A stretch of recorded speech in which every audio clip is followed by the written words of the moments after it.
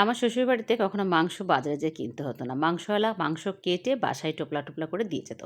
আর আমিও দেখে অবাক হতাম। আমার বাবা তো মাংস বাজার থেকে এনে আসতো।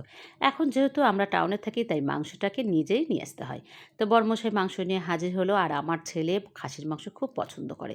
তার সাথে আমি। আমার যেসব পছন্দ আমার বড় ছেলেরও ঠিক সেসব পছন্দ। সে খেতে খুব ভালোবাসে আর আমারও রান্না করতে খুব ভালো লাগে।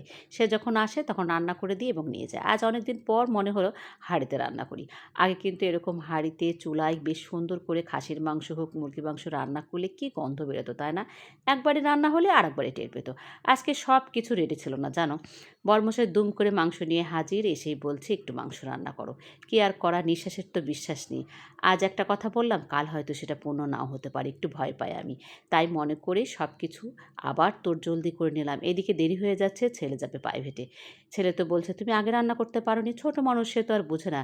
ডিপের সম্পূর্ণ খাবার মানে জিরা আদা বের করে সে আস্তে আস্তেই দিয়ে দিচ্ছে মনে হচ্ছে এরকম জানো। তাড়াহুড়ো লেগে গেছে, এদিকে ঘড়িটাও যেন খুব ছুটছে। কিছুতেই ঘড়িটাকে আমি আটকাতে পারছি না। তারপর কি, তারপর বেশ সুন্দর করে কষিয়ে রান্না করছি আর পুরাতন দিনে গা ভাসাচ্ছি জানো। রান্না করতে করতে একটা কাজ করেছি জানো, তোমাদেরকে বলবো আমি পরে ভিডিও শেষে। আর মাংসে আলু না দিলে আমার ভালোই লাগে না। আজকে মাংসে গরম জল দিলাম বেশ সুন্দর করে, মানে পুরোটাই আগের মতো রান্না করলাম। রান্না টান্না করে খাওয়া দাওয়ার পর পরের ক্লিপটা নিয়েছি, ভুলে গিয়েছিলাম জানো।